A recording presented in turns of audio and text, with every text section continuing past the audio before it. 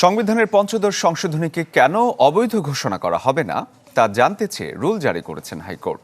বিচারপতি নাইমা হায়দার ও বিচারপতি শশাঙ্ক শেখর রায়ের দ্বৈত বেঞ্চ এই রুল জারি করেন।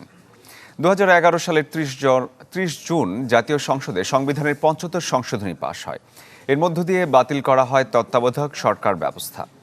জাতির জনক ঘোষণা করা হয় শেখ মুজিবুর রহমানকে। এছাড়া সংসদে নারীদের জন্য সংরক্ষিত আসন 45 থেকে 50 করা হয়।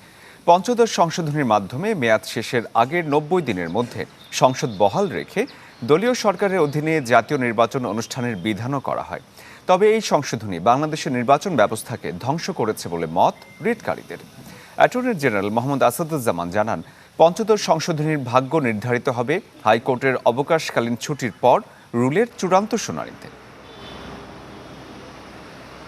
বেসিক স্ট্রাকচারে হিট করেছে পঞ্চদশ সংশোধনী, সংবিধানের মৌলিক কাঠামোটা পরিবর্তন করে দিয়েছে। এই সংশোধনের মধ্য দিয়ে গণতন্ত্রহীনতার দিকে বাংলাদেশ এগিয়েছে। এই সংশোধনের মধ্য দিয়েই বাংলাদেশের বিচার ব্যবস্থায় এক ধরনের হস্তক্ষেপের পরিস্থিতি তৈরি হয়েছে সরকারের।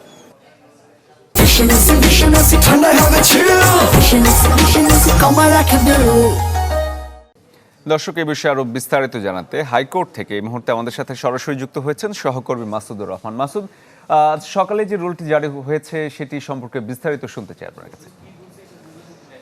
শরীফ, আসলে সংবিধানের পঞ্চদশ সংশোধনীতে যেটি রয়েছে সেটি হলো যে এই সংশোধনীর মাধ্যমে বঙ্গবন্ধু শেখ মুজিবুর রহমানকে জাতির পিতার স্বীকৃতি দেওয়া হয়েছিল। একই সাথে এই সংশোধনীর মাধ্যমে তত্ত্বাবধায়ক সরকার ব্যবস্থা বাতিল করা হয়েছিল। একই সাথে জাতীয় সংসদে মহিলাদের যে আসন 45 থেকে 50 করা হয়েছিল এবং সর্বোপরি সংবিধানের 7 ক যে অনুচ্ছেদ রয়েছে সেটি ইনক্লুড করা হয়েছিল, যেখানে বলা হয়েছে কোনো ব্যক্তি শক্তি প্রদর্শন বা শক্তি প্রয়োগের মাধ্যমে ক্ষমতা দখলের যে বিষয়টি, অবৈধ পন্থায় কেউ যদি ক্ষমতা দখল করে, বিশেষ করে সেনাবাহিনীর ক্ষমতা দখলের যে বিষয়টি সেটি চিরতরে বন্ধ করা হয়েছিল।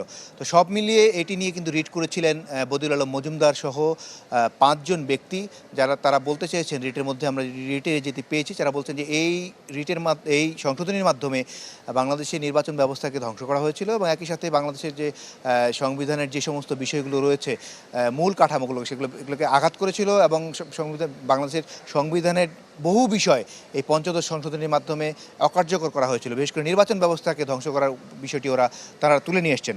সব মিলিয়ে হাইকোর্ট আজকে শুনানিতে বেশিক্ষণ কিন্তু শুনানি হয়নি, 10 মিনিটের মতো শুনানি হয়েছে। শুনানিতে হাইকোর্ট যেটি বলেছেন যে আপাতত তারা এটি স্থগিত বা বাতিল বা নিষিদ্ধ কোনোটিই করছেন না, আপাতত তারা রুল দিচ্ছেন। তবে অ্যাটর্নি জেনারেল এক পর্যায়ে বলেন যে আপাতত 7 কটা এটা স্থগিত করা যায় কিনা। সব শুনে হাইকোর্ট বলেন, বিচারপতি নাইমা হায়দারের নেতৃত্বাধীন বেঞ্চ বলেন যে যেহেতু এটির চূড়ান্ত শুনানির প্রয়োজন রয়েছে, তো এটি চূড়ান্ত শুনানিতেই এটির ভাগ্য নির্ধারণ করা হোক। তবে আদালত সব শুনে 8 সপ্তাহের একটি রুল জারি করেছেন এবং 8 সপ্তাহের পর যখন এটি শুনানি হবে সেখানেই সংবিধানের পঞ্চদশ সংশোধনী থাকবে কি থাকবে না, বাংলাদেশের এই পঞ্চদশ সংশোধনীর প্রয়োজনীয়তা রয়েছে কি নেই সেটি পঞ্চদশ সংশোধনীর চূড়ান্ত যখন শুনানি হবে এই রিটের, তখন অবকাশকালীন ছুটির পর সেখানে এটি শুনানি চূড়ান্ত ভাগ্য নির্ধারণ হবে। তবে রিটকারী আইনজীবী বলছেন অবকাশকালীন ছুটির পর অক্টোবরে তারা এটি দ্রুত শুনানির জন্য একটি আবেদন করবেন। শরীফ। মাসুদ, ধন্যবাদ আপনাকে। দর্শক, হাইকোর্ট থেকে মাসুদুর রহমান যোগ দিয়েছিলেন আমাদের সাথে।